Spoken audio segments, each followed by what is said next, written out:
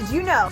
For the iconic song Part of Your World, which was almost cut from the original film, Ashman's key piece of advice to Benson was to stop singing it because he didn't want it to be pretty. He wanted it to be a monologue set to music.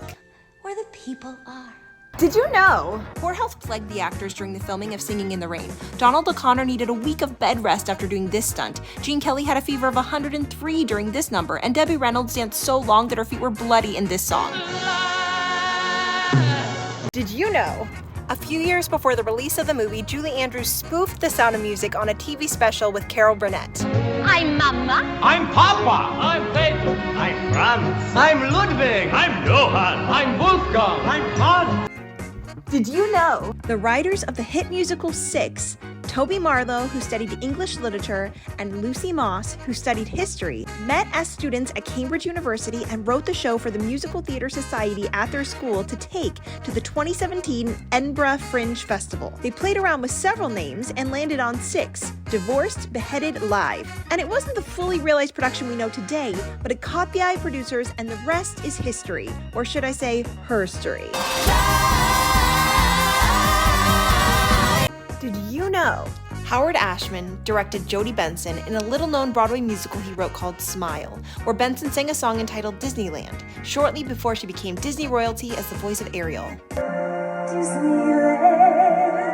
Did you know that when you subscribe to the Empty Space Artistry channel, then you can be alerted when we release more fun facts, theater tutorials, and our original plays and musicals. So hit that subscribe button and join our theater family. No, really, right now. The button's just right down there. Yeah, you can do it. Way to go. Did you know?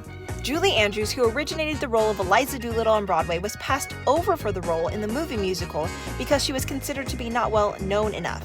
Instead, she filmed Mary Poppins, winning that year's Oscar for Best Actress, while My Fair Lady wasn't even nominated. Yeah, what's that you say? Did you know?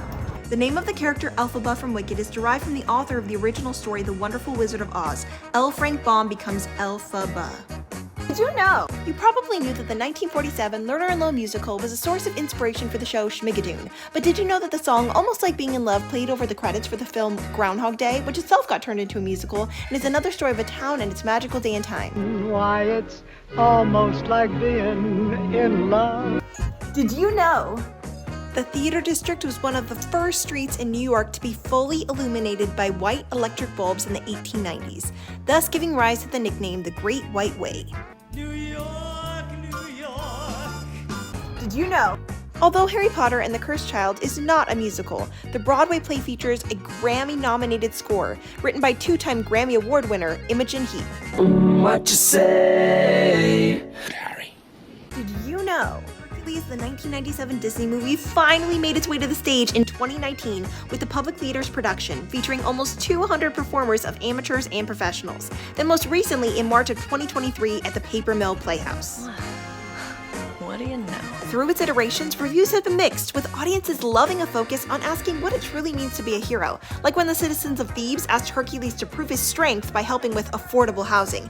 But critics have cited, among other concerns, that the character of Hercules falls very flat. Perhaps most exciting, in addition to the classic songs that we expect, new music has been created for the stage version, including a song for Hades entitled A Cool Day in Hell, and a song called To Be Human that Hercules sings as he decides whether to stay mortal or join the gods. You cannot lose. And how can you win? Though it hurts to be human, count me in. Did you know? Several film adaptations of Into the Woods were attempted prior to the 2014 version. Some of what almost was included Robin Williams as the baker, Cher as the witch, Steve Martin as the wolf, Carrie Fisher as the stepsister, and Henson Creatures as the animals. Go to the wood!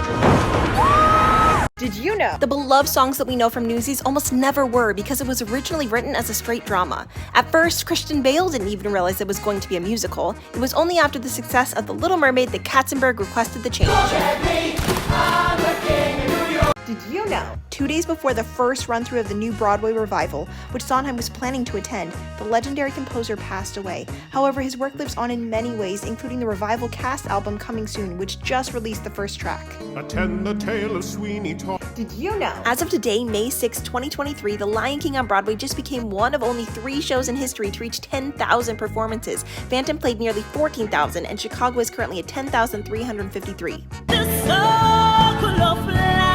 Did you know? Urinetown, the Tony Award-winning musical about a dystopian future where water is in short supply, closed briefly due to a water leak in the theater after heavy rain. Ironic. But the title's still awful.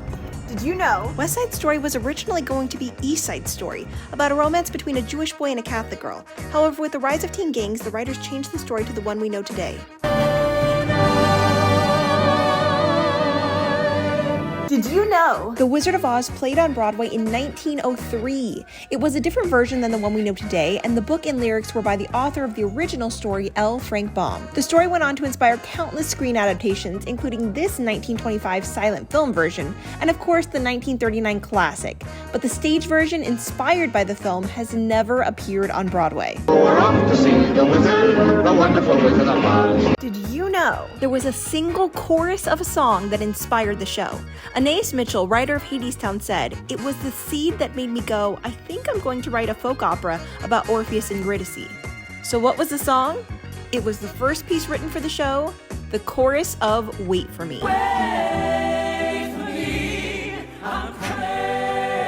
Did you know? In the original story of Beauty and the Beast, penned in the mid-1700s, Belle had demanding and roguish siblings, and Gaston, who failed to appear in the original story, is inspired by a character from a 1946 film version of the story. So when Disney made Belle an only child, they created the character of Gaston to serve as the story's villain.